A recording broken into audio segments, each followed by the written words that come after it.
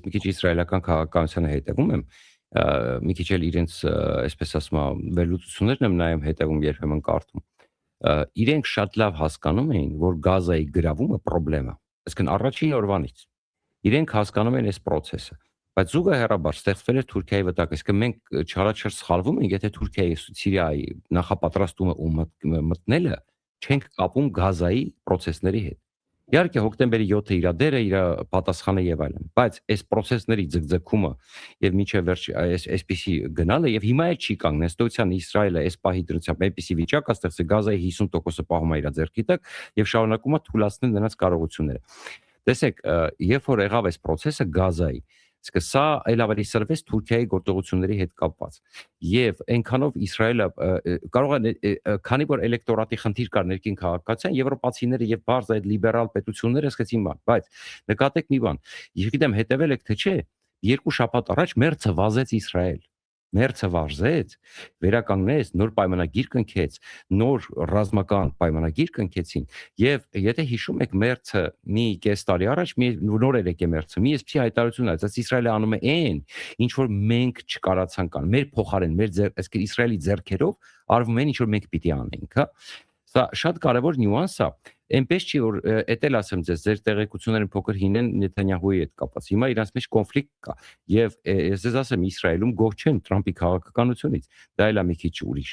Այսինքն հիմա կտրուկ եւ ասեմ ոչ միայն գող չեն, այլև բացարձակ գող չեն Թրամփի քաղաքականությունից, բայց Թրամփը նույնպես գնաց այդ էլեկտորատի եւ այդ տրամադրությունների Ամերիկայում դրա հետեից, բայց կա մի այլ բան, Թրամփի հայտարարությունները, չգիտեմ, այնտեղ դրախ ստեղծելու մասին, դրանք իրականում ուղղված են էլի դիվանագիտական հայտարարություն Թուրքիայի դեմ, որովհետեւ Թուրքիան ըստ էության վերահսկում է Համասը, Իրանի թուլացումից հետո ամբողջությամբ Համասը անցավ Թուրքիայի ազդեցության տակ։ Եվ Իսրայելը հասկանում է, որ երկու կողմից սղմված է հիմա Սիրիա եւ Համաս այն կողմից։ Իրան պետք է թուլացնել Համասի կարողությունները։ Եվ Թրամփի հայտարարությունը, որ եթե պետք լինի մենք ամբողջությամբ կջնջենք Գազան, դա նաեւ նրա համար էր, որ Թուրքիային ստիպեի, որպեսզի անցնի գործողությունների եւ կարողանա այդ հարցերը լուծի, այսինքն կանգ առնի եւ խելոքանա։ Այսինքն սա մի քիչ ավելի խոշոր դիվանագիտություն էր, որ տեղի ունեցավ, մի քիչ ավելի խորը process-ներ են, շատ ավելի, այսպես ասում տարբեր կոնտեքստներով, բայց մի բան ամենակարևորը,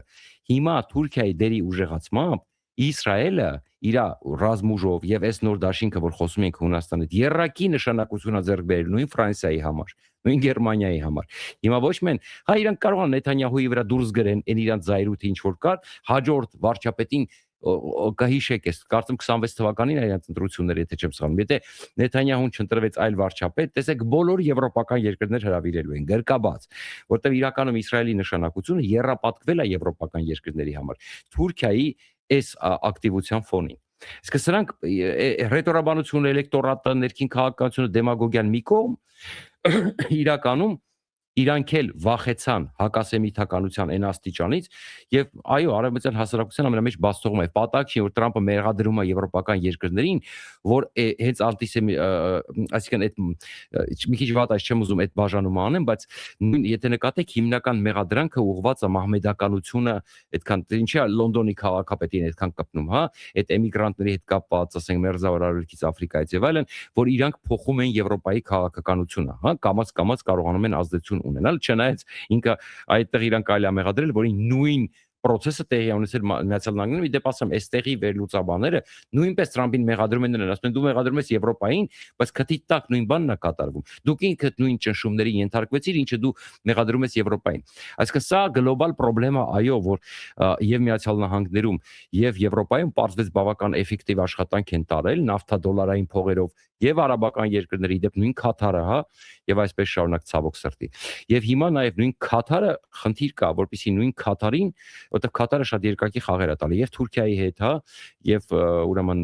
եւ Իսրայելի հետ եւ այսպես շարունակ, հա, նույն խնդիրը առաջանում հիմա դուք էլ ինքներդ շեշտեցիք, որ արաբական երկրներին, որը փորձ արվեց Չինաստանը փորձում էր արաբական երկրներին, որոնք կոնֆլիկտ ունեն Իրանի, Թուրքիայի հետ, փորձեց աստիճանաբար, ասենք, մերձեցնել, հա, որպեսզի փոկել ամերիկյան արբանյակի, այսինքն ամերիկյան ազդեցությունից փոկել։ Եվ հիմա հակառակ process-ն է գնում։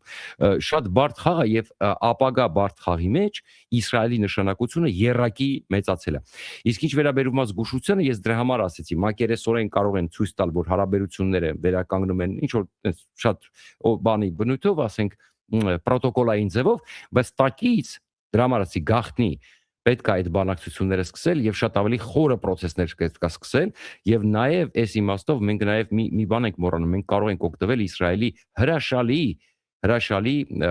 հետախուզական ուրեմն տվյալներից, եթե մենք կարողանանք ճիշտ հարաբերություններ կառուցել, եւ որտեղ մենք չունենք ինքներս նորմալ հետախուզություն եւ այս իմաստով շահերի այսպիսի